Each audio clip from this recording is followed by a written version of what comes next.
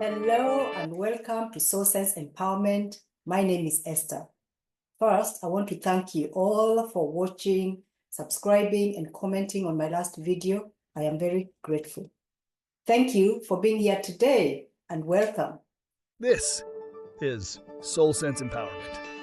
Heal your mind, elevate your spirit, empower you. Today's video was inspired by you. A question came into my inbox. What exactly is empowerment and what is the subconscious? Two questions in one. These are two things that are often misunderstood, but are interconnected. You can't have one without the other. You can't be empowered if you're not aware of what beliefs are held in your subconscious, which are good and which are bad. You know, the ones that are influencing your life. About empowerment, let's be honest. Most of what we call empowerment is usually surface level positivity, which often looks like good vibes only here, forced smiles, and affirmations we don't even believe. It avoids the deep stuff, our pain, our programming, our subconscious patterns. If we are going to talk about real empowerment, we have to start where it truly begins, the subconscious mind, because that's where your power, or lack of it, actually lives. Empowerment starts when you stop outsourcing your power, either mentally, emotionally, and most often spiritually. We are always giving away our power, knowingly and most likely unknowingly, through trauma, learned helplessness, codependency, people-pleasing, yearning external validations, fear of failure, and sometimes fear of success. So, what is the subconscious? In simple terms, the subconscious is that part of your memory or mental activity that is the storehouse of all your experiences, the good, the bad, the ugly, the beautiful, and the painful. Your subconscious is your internal rulebook. And identifying the beliefs and rules that don't serve your highest good is the first step in breaking free and therefore empowering yourself. Think of your subconscious as the silent operating system. Think of it as where you store your beliefs about yourself, your trauma imprints, your trauma responses, your patterns, your self-worth, and your limits. Let me give you a story to illustrate this point. There was once a girl who desperately wanted to be a bridesmaid. She was never asked.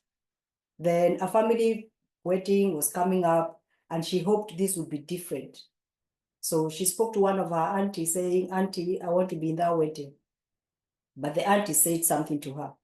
"Oh no, darling, you can't be in that wedding because the bride only wants light-skinned girls." That one sentence changed her.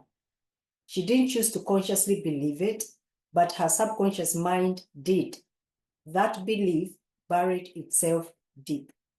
It showed up in her choices, like bleaching her skin to feel worthy. She's not alone though. Each and every one of us carries in our mind a list of qualities we consider bad or not okay or not good enough, most likely told to us in early childhood or through bad experiences. So if your subconscious is full of fear, shame, or lies, they will keep showing up as patterns in your current life. For example, the girl in our story, when she was told she was too dark, she subconsciously created a belief that being dark is bad and therefore unworthy. This is not true. Just because the bride wanted light-skinned girls as bridesmaids for her wedding doesn't automatically mean dark is bad. The bride had the right to choose her bridesmaids. The auntie could have said it differently without implanting a false belief. As I said earlier, the secret to empowerment is through identifying these beliefs that don't serve our highest good, rewriting outdated scripts, removing the rules that don't serve us. But here is the kicker. The main challenge to this is that this process is bound to bring back unpleasant feelings and emotions that we'd rather forget. It's like re-traumatizing ourselves. But the key also is to letting the emotions come. Feel the emotions, acknowledge how you feel, and confront the uncomfortable.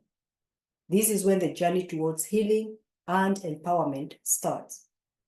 Empowerment isn't about pretending everything is okay. It's about becoming stronger, clearer, and more in control of your life. But how do we do that, you may ask? How do we do that? By becoming aware of what's in your subconscious, by rewriting or removing the rules that were never meant to stay, by gently reparenting your inner child and healing past wounds, and by connecting to something deeper than your past, something bigger than yourself, e.g. God, source, or whatever you subscribe to. Remember, the subconscious, it takes what the conscious mind gives it and turns thoughts into things. It turns thoughts into outward conditions of our lives. It is the creating, manufacturing phase of the mind. It has no power of choice. It never reasons. It's not going to say, this is good, this is bad. It's also impersonal. It's like gravity. It doesn't discriminate. It cannot refuse. It simply obeys what it is given. Think of the subconscious like a garden with fertile soil, which must accept any seed. If you plant a carrot, then you water it, allow sunlight, you get a carrot. If you plant in the same soil a poison ivy seed, water it, give it sunlight, you get poison ivy.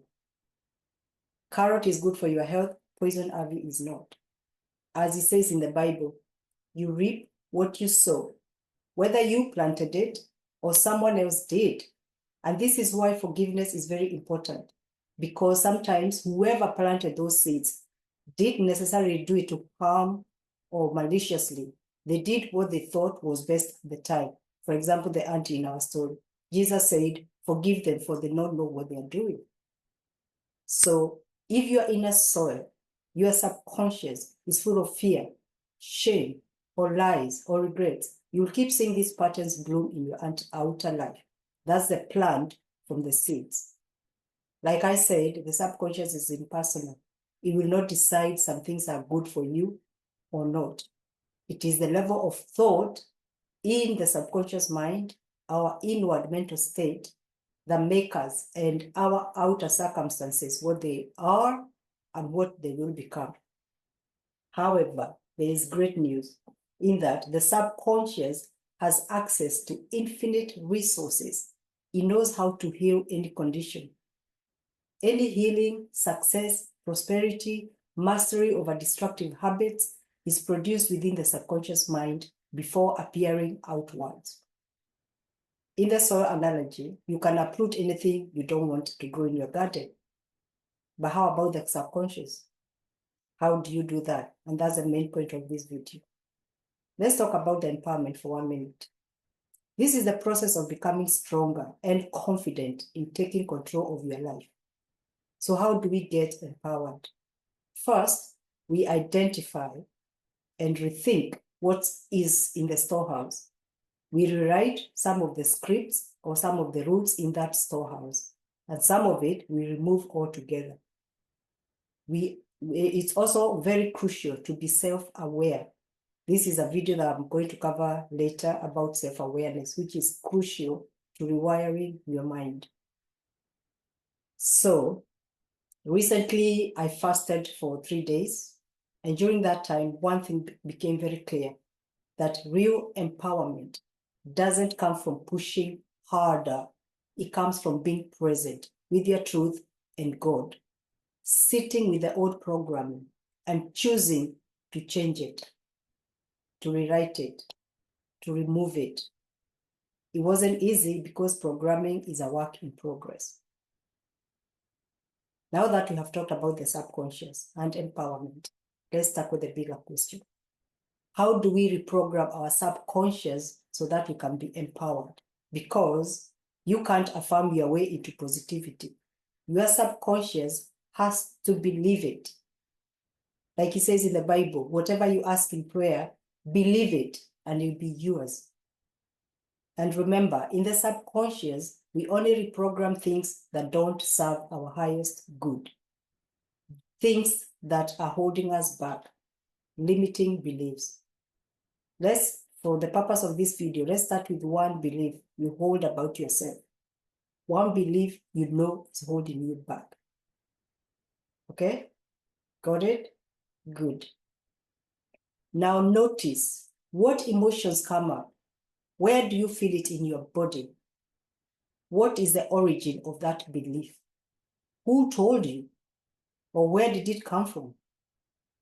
And during this exercise, if you experience any sensations or emotions after retrieving this feeling, just acknowledge it without judgment. Notice where you shrink. Does your stomach contract? Does your heart beat faster?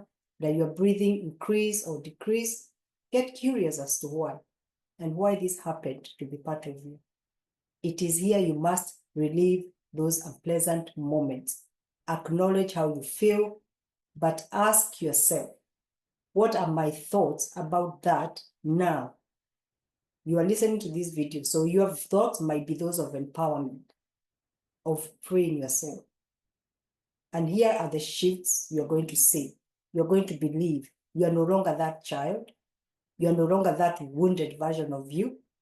And here, you are here now, and you are ready to choose differently. Yeah? So let's get to it.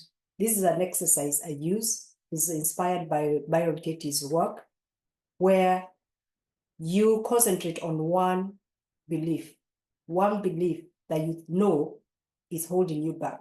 You know is there. Sometimes you're even aware, sometimes you're not. But just think of one belief and ask yourself, is it true?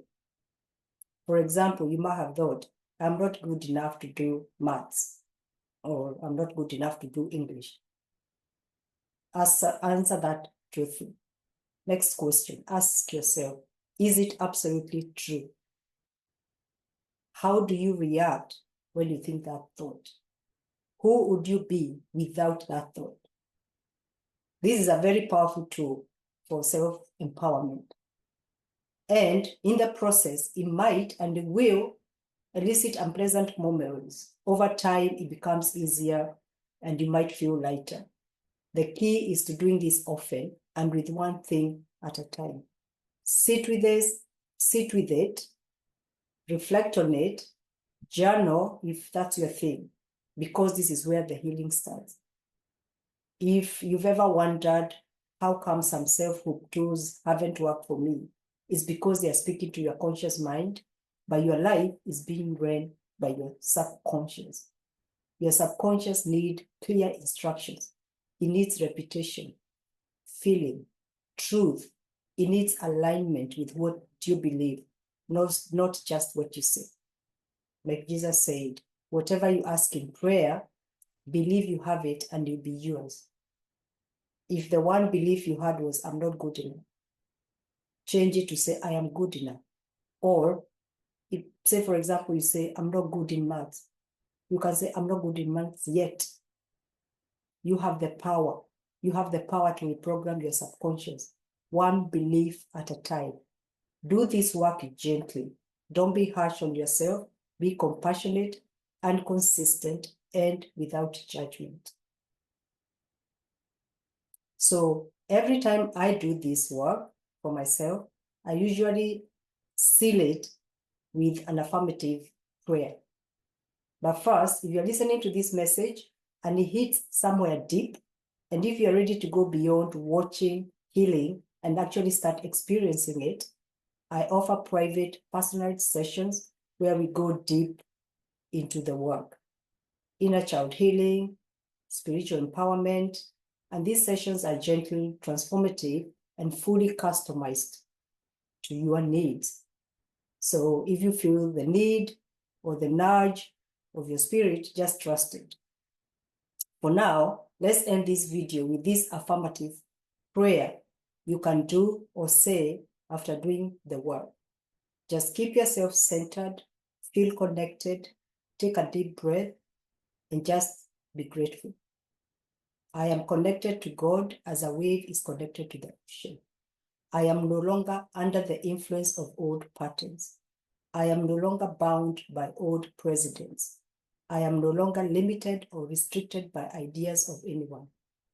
I know that any thoughts of limitations are not true. They have no power over me. I command them to leave my subconscious. I open up to new ideas that come directly from God and the infinite intelligence within me. I move beyond previous ideas or limitations to those of abundance. I give thanks to God for this increased good in my life, and I claim it right now. Amen.